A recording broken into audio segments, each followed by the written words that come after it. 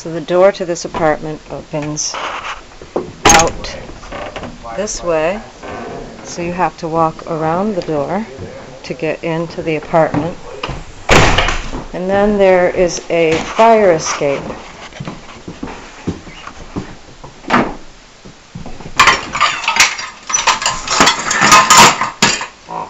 This is the unit that is the fire escape. Longer now that it's detached.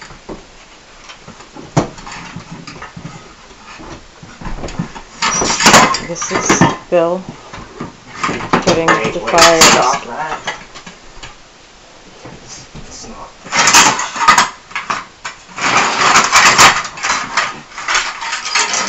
Throw it out.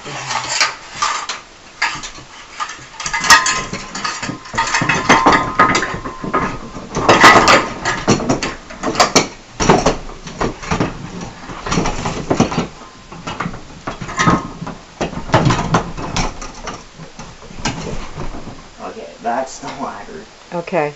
I have to climb out the window with. Okay. And do you think you could do that?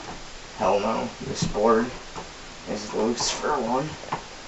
And if I was climbing down this really fast, it would probably rip this board right off. Do you think you could get out onto that ladder? I probably could, but not very effectively. Whoa, whoa, whoa. No, Yeah, come back in. See, it's not stable. Plain and simple. It's not stable enough for me to even put my leg out the window. Okay, and So it would fall out the window with me on it, and I would hit all that furniture at the bottom of the window. okay, so, and it's the Commissioner of the Department of Aging and Independent Living, Vermont Human Services, that thinks that this is safe. Yeah, she thinks that this is safe. This is not safe. Have you ever had to do something like this before? No, I've never had to climb out a window. Have you They've ever never taught me how to climb out the window safely. Have you ever Without been in falling an off the apartment by yourself? No, I haven't. Have you ever spent a night in an apartment by yourself? No. Have you ever had I've to never cook? had any alone time. I've never had to cook for myself. When I've lived at a home provider, they never allowed me in the kitchen for one by myself. So they cooked all the meals, and they never taught me how to cook. So they've never taught me how to run a gas stove. They've never taught me how to use a microwave safely. So if I put something in that microwave that's not supposed to be in there, it could blow the whole freaking place up, or at least ruin. And your brother was going to stay overnight with you tonight, your first night here, because we tried to explain to the commissioner that this is not safe. You only have one escape route through the front door, or this ladder, which you've never been taught. And Bill, do you have a disability? Yeah, I do. Have you, when you were in school, did you have fine and gross motor skill delays? Yeah. When you had gym or PE, physical ed, were there a lot of things that you couldn't do in the classes? Yeah, there was a lot of things I couldn't do. So, did you have... Like archery, for one, I couldn't... I had a hard time pulling the string back that allows the arrow to fly in the air.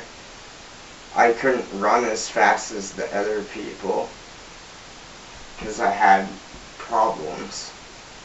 Right. Well, you've always had fine and gross motor skill delays. We know that. I would fall a lot, right. too. Your coordination is not that great, and you've been working hard on that, but this is... And my judgment of space and distances is not very good. Bill? So if I thought that was 9 feet, it's actually 11 feet. So if I fell, I would hurt myself even worse. Are you afraid of heights? Yes, I am. Have you always been afraid of heights? Yeah. Ever since I was a kid, I've been afraid of heights. Right. Even now, I'm still afraid of heights. When you would work with your dad sometimes on painting jobs and stuff like that, did he ever let you climb a ladder? Never.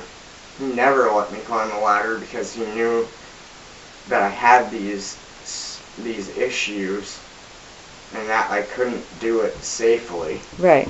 So he wouldn't let me do it because he didn't want to endanger my safety. So even though the Commissioner of the Department of Aging and Independent Living, Dr. Susan Wary, knows that you have a disability and that you had a safe place to be until we could figure out a better situation, she refused to let you stay with me, your mother, your legal guardian, Yeah, she did. in a safe place where you're not going to have to climb out a window if there's a fire. Right. You Right. have 2 exits, and they're both ground level, so Right. they're both really safe. I'm not going to have to jump out of a window for one, because I'd rather jump out the window than climb down this stupid thing. Right. Well, you might just end up falling out the window, so... Yeah, so either way I'm screwed. I might as well just jump out the window. If I'm going to break my legs anyways, I might as well break them jumping out the window. All right. Thank you, Bill. Yeah. So in the morning, the commissioner has called the police because your brother wanted to spend the night with you. Yeah, and I told him that he wasn't leaving because Peggy McGee said that he had to leave. And Peggy McGee is your case manager. Yep, and she for doesn't Northeast. even know me. She's only known me for 5 days, so She works for Northeast Kingdom Human She says Services. that she knows how me and Nate feel. No, she doesn't. She doesn't even know me, for one. Right. Do you now this is an apartment in East Hardwick. Do you know anybody in Hardwick? No, I know hardly anybody in Hardwick. The people I have met, I don't even know if they still come around here or not. Right, because that was a long time ago. Right. So you've been moved out of your community into Hardwick, which is about 35 miles away from your family, so your family can't stop and check in on you. Obviously not, otherwise they'll get the cops called on them. Right, so the Commissioner of Dale has called the police because your brother wanted to spend the night with you to make sure you were safe. Yeah. Right. Good job, State of Vermont. Yeah. Endangering disabled people. Yeah. That's Human Services. That's what they're really good for. Human Services of Vermont. Yeah. Human Services of Vermont. That's all they're Governor good for. Shumlin, I People. just can't even believe that this is still going on. It's been 9 months of pure harassment. I'm not surprised that it's still going on. Because nobody from the state of Vermont gives a shit about clients and safe choices. Only attorneys do. Obviously.